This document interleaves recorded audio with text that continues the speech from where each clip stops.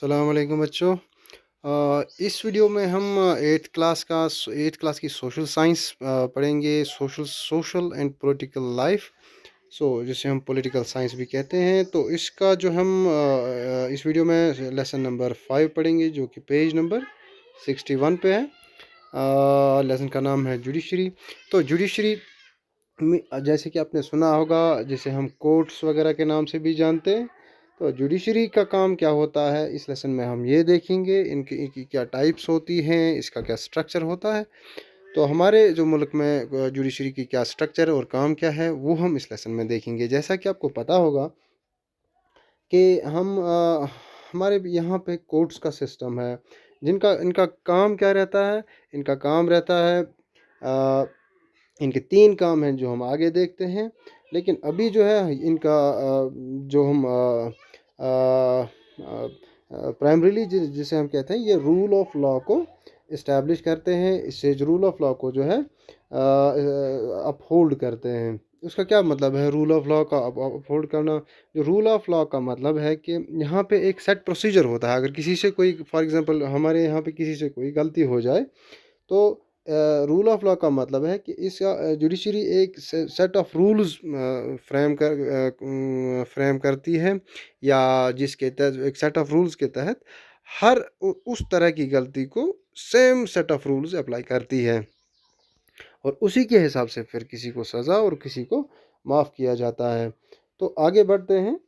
जैसा कि जिसे हम रूल ऑफ लॉ कहते हैं, जैसे यहाँ पे लिखा है कि ये जो है fixed procedures, it is rule of law का इक्वली जो है। What does it mean?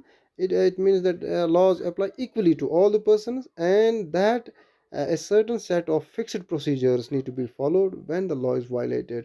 जब कभी भी लॉ इस किसी एक तरह से वायलेट किया जाता है, तो same set of rules apply होता है किसी भी तरह के एक्ट के लिए। तो ये इंट्रोडक्शन है इसका। आगे बढ़ते हैं। हमें देखना है जुडिशरी का रोल क्या है हमारे यहाँ पे, हमारे मुल्क में।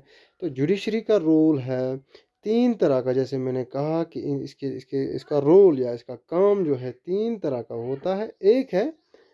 एक है डिस्प्यूट रेजोल्यूशन है झगड़े, जो है झगड़े को रिजॉल्व करना। झगड़े को किस तरह का झगड़ा रहता है? जो दो शहरियों के दरमियान होता है, बिटवीन टू सिटीजन्स, या सिटीजन्स एंड द गवर्नमेंट, किसी सिटीजन या गवर्नमेंट के दरमियान, या दो गवर्नमेंट्स के दरमियान भी हो सकता है, दो स्टेट गवर्नमेंट्स के दरमियान, या एक सेंटर और एक स्टेट गवर्नमेंट, सेंटर और स्टेट गवर्नमेंट के दरमियान। जैसे कि हमने रोज़ बरोज़ ऐसे किसे देखते हैं जिसमें स्टेट गवर्नमेंट, सेंट्रल गवर्नमेंट वगैरह इन्वॉल्व रहती है। दूसरा काम है जुडिशल रिव्यू।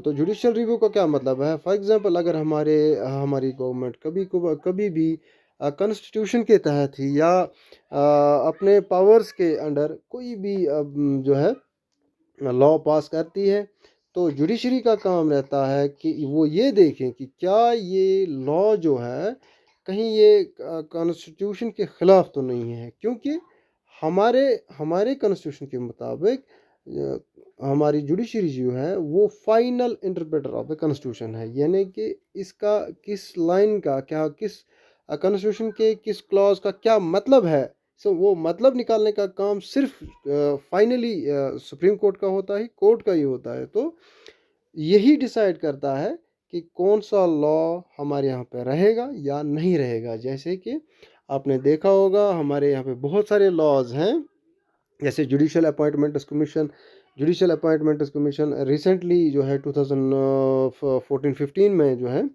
पार्लियामेंट ने एक एक्ट पास किया था।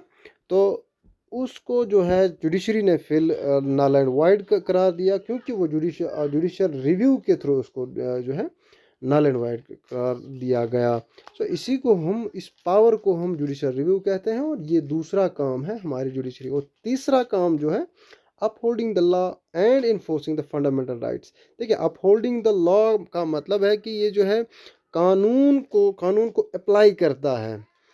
कानून को कैसे अप्लाई करता है? जैसे फॉर एग्जांपल, अगर आपका कानून, अगर आपके खिलाफ किसी ने कभी ज़्यादती की हो, किसी ने कुछ क्राइम किया हो, तो आप सिंपली जो है लॉ इस लॉलेसनेस अगर कहीं पे है तो आप सिंपली कोर्ट जा सकते हैं, उसके खिलाफ अपनी अर्जी दायर कर सकते हैं। दूसरा है इन्फोर्सिंग फंडामेंटल राइट्स। हमारे यहाँ पे फंडामेंटल राइट्स जो हैं, जो पार्ट 3 में हैं हमारे कॉन्स्टिट्यूशन के, उनको इन्फोर्स करना, उनका गार्जियन जो है सिर्फ हमारा कोर्ट है, सुप्रीम कोर्ट है। सो हमारे जो हैं यहाँ पे हमारे इंडिया में इन जो जो फंडामेंटल राइट्स जो हैं वो फाइनली जो है उनको सेफ गार्ड, उनको इन्फोर्स करने का काम जो है हमारे सुप्रीम कोर्ट का होता है या कोर्ट्स का होता है। तो आगे बढ़ते हैं, हम देखते हैं तो what is independent judiciary. Independent judiciary हम हमेशा एक बात आती है कि जो है हमारी जुडिशरी इंडिपेंडेंट होती है, कितनी इंडिपेंडेंट या इंडिपेंडेंट होनी चाहिए, इसका क्या मतलब है।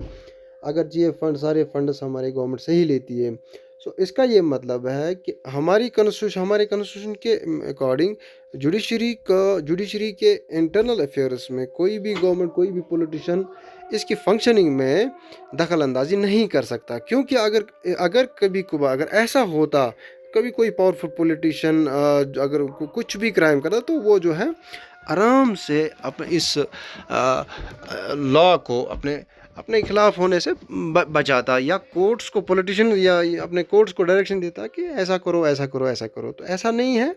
जुडिशरी जो है अब अपने एग्जीक्यूटिव, जो हमारे यहाँ पे एग्जीक्यूटिव या गवर्नमेंट जो है उसके, हमारे यहाँ पे जो है जुडिशरी रहती है वो बिल्कुल इंडिपेंडेंट रहती है गवर्नमेंट से। तो गवर्नमेंट जो है हमारे सिर्फ बजटिंग के अलावा इसकी इंटरनल अफेयर्स में इनका कोई रोल नहीं रहता है। इसी वजह से हम इनको और अपॉइंटमेंट जो होती है उनमें उनका जो एक सारा वो तो सारा नहीं कर सकते, लेकिन अपॉइंटमेंट जो होती है एक सेट प्रोसीजर के तहत होती हैं। ऐसा भी नहीं है कि जो भी हमारा प्राइम मिनिस्टर चाहे उसको कहीं पे भी अपॉइंट कर सकता है, ऐसा नहीं होता है। एक सेट प्रोसीजर रहता है, जो प्रोसीजर भी जो है वो गवर्नमेंट ने नहीं बल्कि हमारे इस कोर्ट ने ही इस्टेब्लिश किया होता है। सो इसको जो है इंडिपेंडेंट जुडिशरी हमें कैसे मिली है, ये एक समझ लो कि एस्पेक्ट है जो हमारा ये तरीका जो है गवर्नमेंट चलाने का, इसे हम सेपरेशन ऑफ पावर्स कहते हैं। सेपरेशन ऑफ पावर्स का मतलब है कि जो जुडिशल पावर्स रहेंगे वो सिर्फ हमारे वो जो है हमारे जुडिशरी के पास रहेंगे, और एग्जीक्यूटिव पावर्स जो हैं वो गवर्नमेंट के पास रहेंगे। और इन दोनों के दरमियान एग्जीक्यूटिव और लेजिस्लेचर के दरमियान कोई भी इंटरफेरेंस नहीं हुई। एक दूसरे के काम में कभी इंटरफेयर नहीं करेंगे, या एक दूसरे का काम एक दूसरे के बिहाफ पे नहीं कर सकते।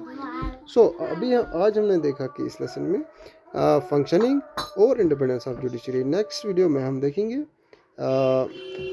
इसी लेसन का दूसरा पार्ट।